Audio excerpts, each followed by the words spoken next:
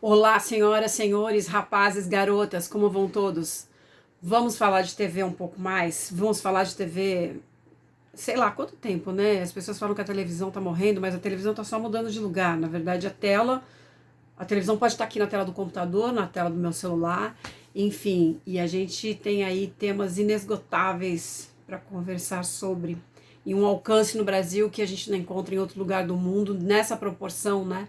Com essa dimensão de rede nacional, enfim, acho fascinante. Eu sou Cristina Padiglione, falo, escrevo e vivo de televisão, de falar sobre televisão há 30 e tantos anos, desde 1990, desde 1990, quando eu comecei com o senhor Flávio Rico, nosso amado mestre, que é o colunista do R7, que já passou pelo UOL, que passou pela Folha da Tarde, onde eu comecei também. Então eu comecei com Flávio, Folha da Tarde, Folha de São Paulo, Estadão, Jornal da Tarde, e tô na Folha de São Paulo de novo, tô na Coluna Zap, no blog Telepadia, e tô aqui com você. Eu queria falar hoje sobre Bandeirantes mais uma vez, porque se a televisão tem uma rotatividade de assuntos e conteúdo que é inesgotável, a Bandeirantes é ainda mais inesgotável porque as coisas lá, cada cenário, cada dia é um dia, né? Cada cenário, o cenário se renova assim com muita velocidade. A gente falou aqui outro dia sobre a saída do Faustão, que é anunciada para o final desse mês. Estamos hoje no dia 13 de junho, dia de Santo Antônio, por um acaso o nome do meu filho. Então estamos aqui no dia de Santo Antônio falando sobre isso, mas há poucos dias a gente falou sobre a saída do Fausto no final desse mês, a saída do programa, na verdade, né, o Faustão na Band, que vem aí sendo revezado, já tem aí alguns dias em que tem só o João Guilherme e a Anne Lotterman. O Faustão deve preparar uma saída da Bandeirantes ali, deve fazer um momento de despedida desse programa, mas o que existia até aqui, que era uma possibilidade de Zeca Camargo e Glenda Kozlovski, eu sempre falo errado o nome dela, e a Glenda e o Zeca ocuparem esse espaço com um programa ao vivo, já não é tão certo assim. O que acontece? No frigir das audiências da Bandeirantes, dos gastos, né, e do custo-benefício do programa do Faustão, chegou-se a um saldo aí de 100 milhões de 100 milhões de reais, calma, mas que já é muito dinheiro, 100 milhões de reais de rombo deixado por esse investimento que foi o programa do Faustão na Bandeirantes. Quer dizer, a gente já falou também sobre vários erros que pareciam claros, mas a Band apostou que poderia reverter esse cenário de um horário que ficou 20 anos com fé eletrônica, ali com R.R. Soares, que não tinha tradição, um horário difícil onde você enfrenta o principal telejornal, ainda é, né, com todo o bombardeamento de notícia que você tem na internet, o Jornal Nacional tem uma força imensa ainda, difícil de ser derrubada. A Record e o SBT, toda vez que querem produzir uma novela, e é isso que eles fazem efetivamente até hoje, colocam no horário do Jornal Nacional, porque você tem uma aposta de que as pessoas que gostam muito de novela e não estão interessadas em notícias, elas vão mudar de canal nesse momento e vão ver novela na Record ou no SBT. Isso tem resultado, efetivamente. Mas o que acontece é que o Faustão não engloba só o horário do jornal, ele engloba o horário da novela das 9, que é muito forte. Por mais fraca que seja uma audiência de novela das 9, que dê, por exemplo, 22 pontos, como chegou a dar Um Lugar ao Sol, da Alicia Manso, que foi sacrificada pela pandemia, foi toda gravada antes de ir pro ar, tem uma série de... enfrentou ali uma série de problemas, os horários de jogo de futebol ali, de amistoso da seleção, que impediu que essa novela também tivesse uma entrada forte no seu primeiro mês, com horários que são sempre imutáveis, né, na grade da TV Globo, e que naquele momento foram muito instáveis. Enfim, Um Lugar ao Sol teve vários problemas, mas deu ali os seus 22 pontos, que é muita audiência. Então eu estou pegando só o patamar mais baixo para falar de 22 pontos. O Faustão dava 2, estava dando 2. O Faustão começou com 10 na Band, que foi um primeiro dia de curiosidade, saiu do ar abruptamente na Globo, então existia muita expectativa sobre o que esse cara ia falar nesse primeiro encontro, ainda que ele tenha feito ali uma prévia, né, no Réveillon. O Réveillon não conta, porque é um horário em que está todo mundo completamente em outra estação, em outra vibe, normalmente mais alcoolizado, em festa de família ou em festa de amigos. Então o Réveillon que ele fez ali só para abrir o ano na Band, em 2022, não pesa a estreia dele mesmo, que foi no meio, na segunda semana de janeiro, e que teve 10 pontos de audiência, mas que virou 6 no dia seguinte, que virou 4 dali 2 dias, e que se estabilizou entre 3 e 4 e logo foi para 2. porque aí você teve, por exemplo, o Pantanal, que veio com uma novela muito forte, que ampliou inclusive a audiência do Jornal Nacional, e aí é muito difícil para a concorrência sobreviver nesses termos. E os investimentos feitos para esse horário são sempre mais modestos, ou são de uma novela que tem uma força maior de engajar o público, né? O programa de auditório não tem esse peso todo para engajamento. Ele pode ter uma repercussão boa de engajamento em rede social, mas ele não tem essa fidelização de público como costuma ter, né? Uma novela, mesmo uma novela mediana, de audiência mediana, como na Record e no SBT, costuma ter um poder de fidelização que o programa de auditório não tem. Cada dia de auditório é um dia solto do outro. O cara não tem não tem a dependência de voltar lá no dia seguinte. Então, todo esse investimento no programa e essa audiência baixa não cobriu os custos investidos ali. Tem custos indiretos, como, por exemplo, o MasterChef, que teve que sair de um estúdio que era da emissora, que não pagava aluguel, né? Portanto, que estava ali no estúdio maior da Bandeirantes. Ele foi deslocado para os estúdios Veracruz em São Bernardo do Campo. Isso aumentou uma logística de produção da Band com um custo de viagem e com custo de aluguel, que não é pouca coisa.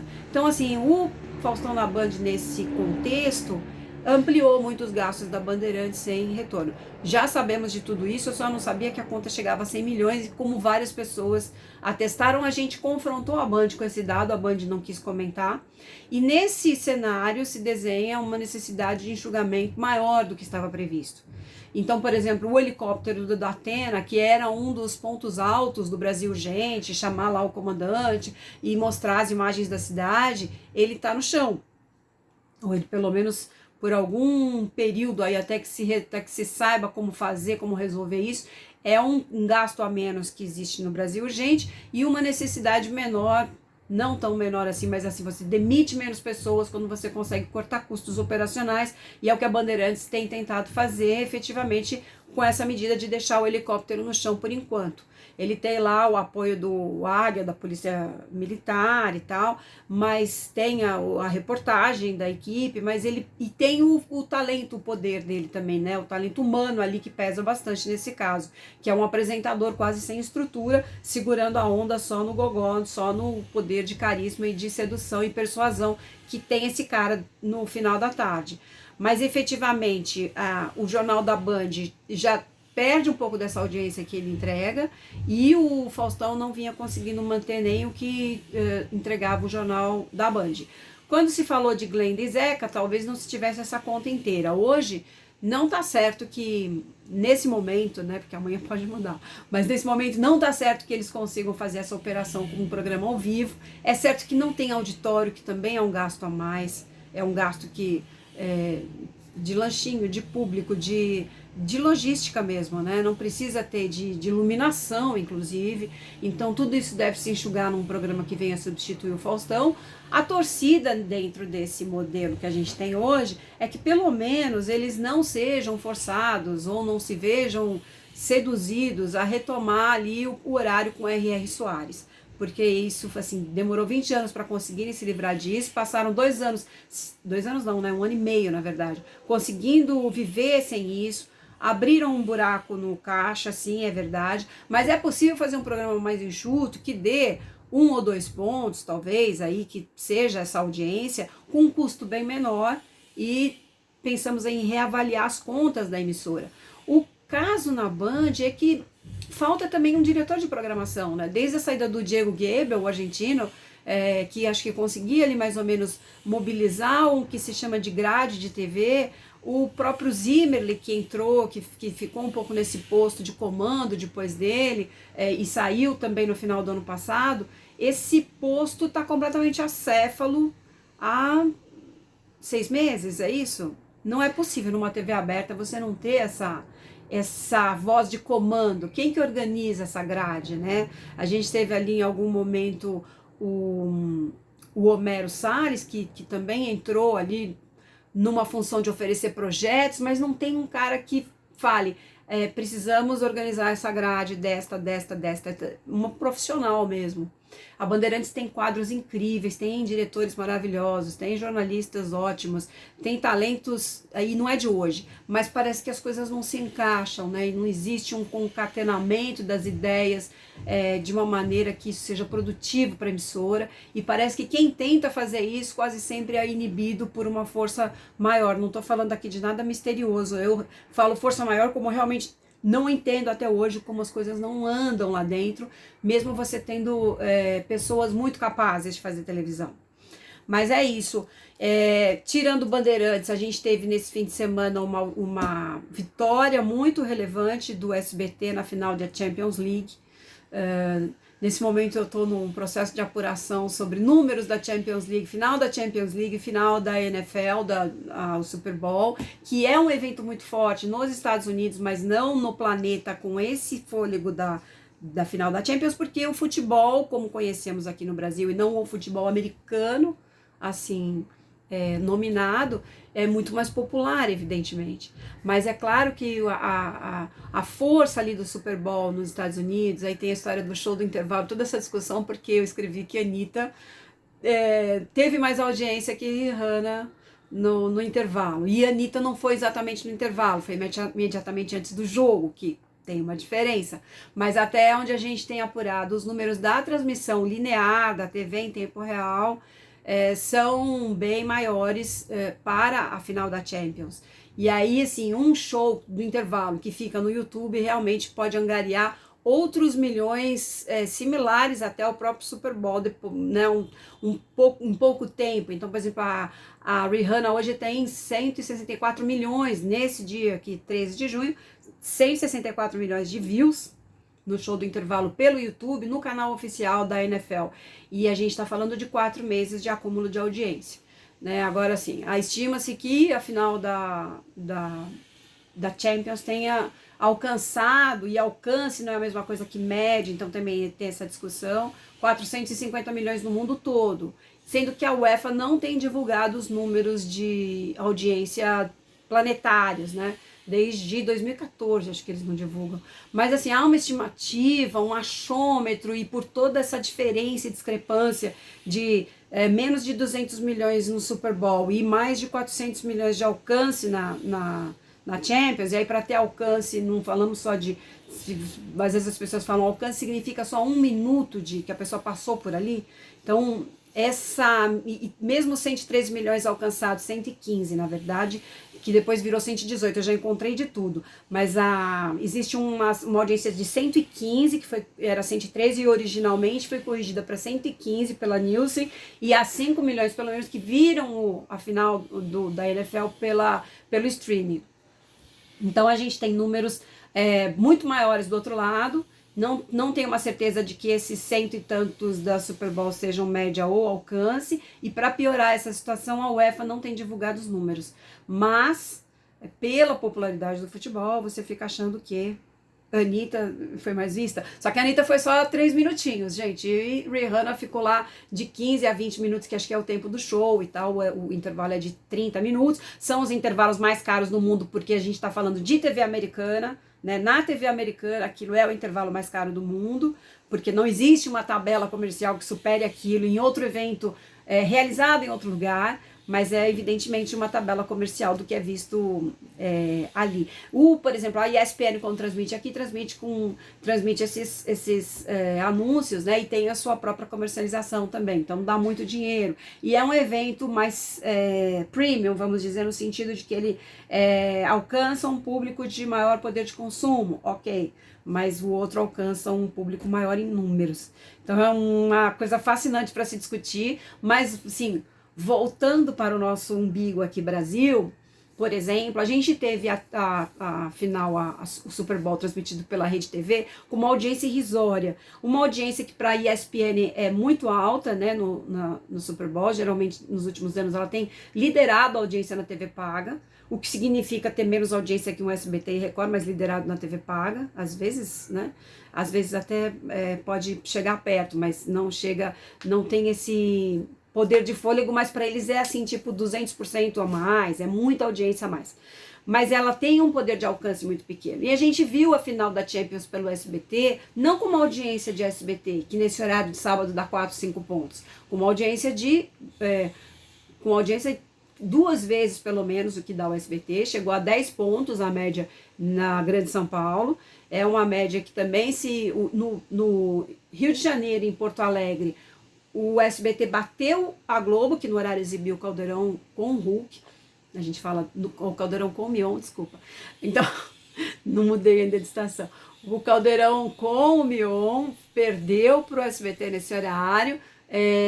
Jogo entre o Manchester City e a Inter de Milão, Manchester foi campeão, maravilha, e o SBT se deu muito, muito bem nessa história. Mesmo um pouquinho antes do jogo, a gente fala que a Anitta se apresentou um pouco antes do jogo, aí só para a gente voltar a ter esse parâmetro do que representa isso no mundo.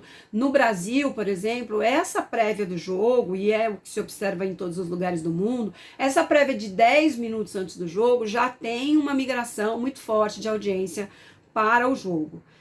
Um intervalo de jogo pode ter mais do que esses 10 minutos anteriores? Pode, mas é muito perto, assim, não dá para dizer que dá tanta diferença. O que pode dar muita diferença realmente é a exibição desse show do intervalo ou desse show de abertura, no caso da Champions, no YouTube. Isso pode realmente ter uma diferença, porque a Rihanna, né, tem um poder de fôlego mundial, por mais que a gente celebre nossa Anitta e parará, o funk, aquela camisa do Vini Júnior que ela usou em protesto aos ataques raciais que ele sofreu na Espanha, que foi maravilhoso, uma super iniciativa, foram 3 minutos muito bem aproveitados. Então, por mais que a gente celebre isso, existe aí também um exercício de futurologia, de saber quanto que ela teria a mais que a outra no YouTube. Mas eu acho isso... Aí a gente já começa a chegar numa competição de métricas diferentes, né? Falando em alcance em tempo real, existe essa certeza de que ela realmente alcançou mais gente do que Rihanna no intervalo do Super Bowl versus a abertura de Champions League. Eu tô aqui com esse livro do meu amigo Maurício Sticer, O Homem de Sapato Branco, que eu estou lendo, e eu vou falar sobre isso aqui em algum momento de forma demorada, porque merece uma explanação melhor, com mais conhecimento sobre o que tá aqui, é muita coisa a história desse cara, e eu acho maravilhoso que ele tenha resgatado a história do Jacinto Figueira Júnior para novas gerações e para quem conheceu, mas não conheceu todos os bastidores que ele apresenta aqui dessa grande figura, né, que foi uma grande figura da televisão brasileira, que de certa forma ajuda a contar muitas coisas que vieram após o Homem do Sapato Branco. Então quero já de antemão recomendar, porque eu vou comentar isso aqui, quem tiver ligado no livro pode me dar pitacos e falar sobre o que achou e como recebeu isso, porque vale muito a pena. Temos aqui, é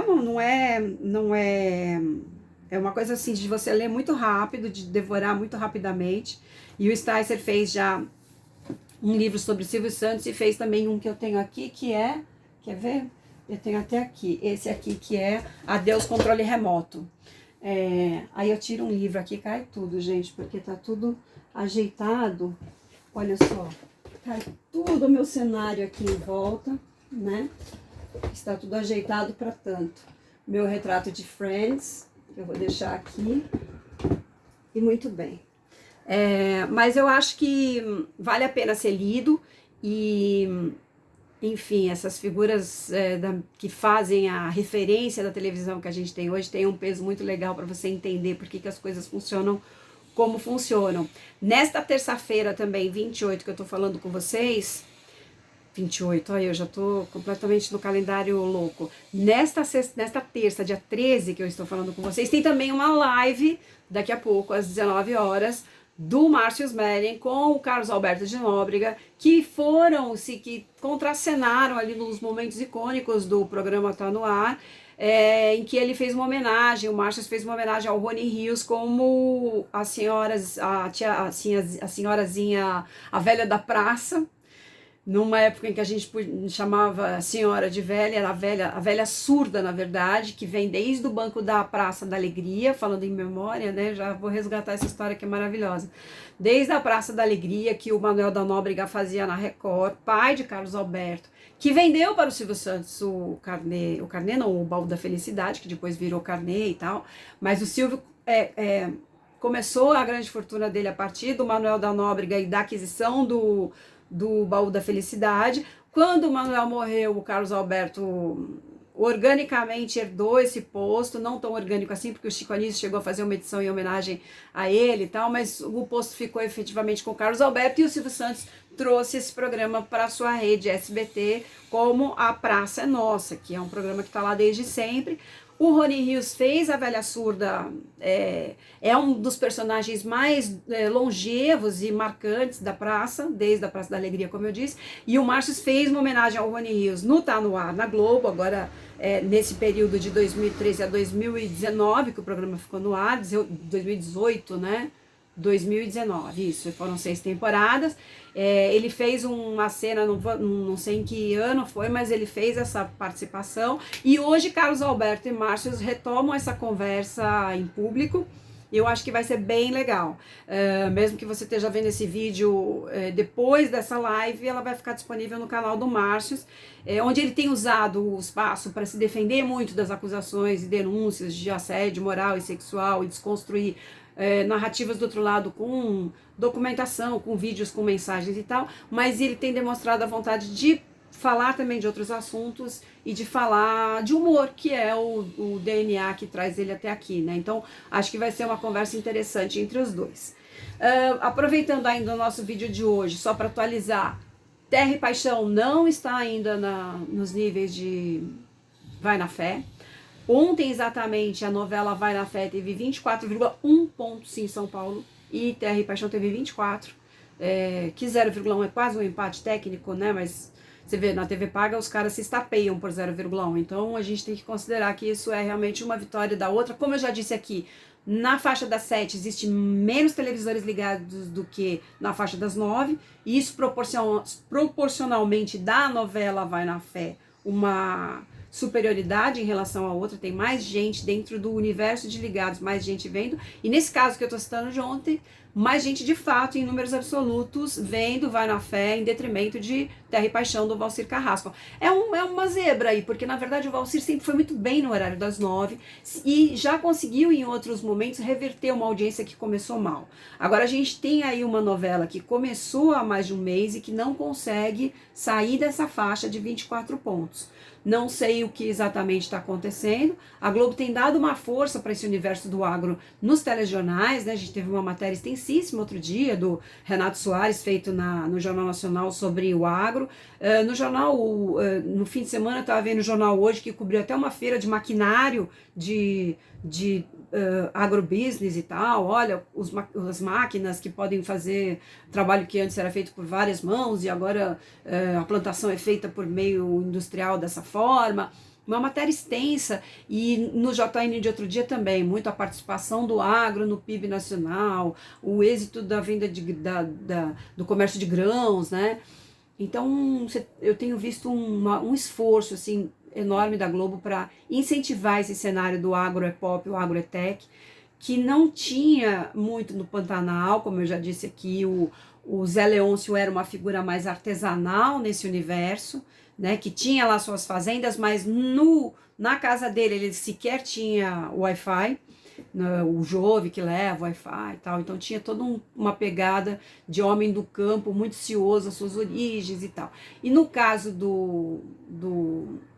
de Terra e Paixão, a gente tem um patriarca que não é bacana, é evidentemente, claramente, declaradamente o vilão da história, que é o Antônio La Selva, vivido pelo seu Tony Ramos, e o bom moço é o filho dele. De alguma forma, a gente conversei com o Tony Ramos sobre isso e falei aqui também, né, que existia uma cisma com o Tony Ramos ser vilão, ser mal e tal, que as pessoas não aceitavam. Ele disse, não, eu confio muito no público, as pessoas sabem entender e discernir a figura do Tony Ramos, do ator, de fato sabem e tal, mas a novela de alguma forma acaba corroborando um pouco essa ideia de que ele não é tão bem visto no papel de malvado, porque a gente sabidamente o conhece como uma figura incrível e muito do bem na vida real. Mas é claro, só uma puxadinha aqui, um veneno meu pra gente falar sobre essa fama que persegue ele, que não quer vê-lo como malvado,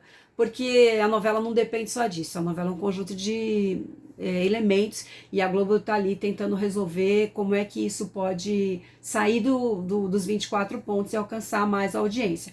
Outra novela que também se mostrou muito, aliás, que não é outra, né? Uma outra novela que estreou há pouco tempo, aí há 2 semanas, é Mulheres Apaixonadas, e que se mostrou, e também vai para o fato de ela também não estar num momento muito interessante. Ela se mostrou muito bem a princípio, Mulheres Apaixonadas, Manuel Carlos, de 2003, mas ela estava muito ali colada no final do Rei do Gado, que teve um êxito formidável, que é no final da tarde, dando 20 pontos de audiência, que é o que dá a novela das 6, que começa às 6h30. Então, a novela das 6 começa às 6h30, das 7, 7h30, das 9, 9h30. Mas é isso, assim, a novela, o final de Rei do Gado, no Rei do Gado de uma maneira geral, né, na sua, sei lá, terceira, nem sei em que reprise que tá o Rei do Gado, sempre vai muito bem no Viva, toda a reprise do Rei do Gado vai bem.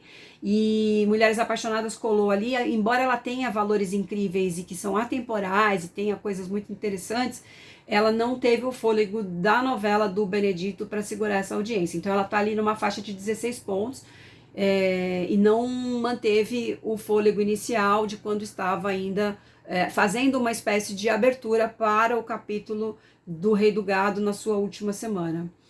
Acho que é isso, gente. Falei demais hoje, estou até com sede já. Desmontei o meu cenário para vocês, mostrei o livro do Sticer, por favor, adquiram, a gente vai falar dele muito em breve aqui, ok? Um beijo e até mais.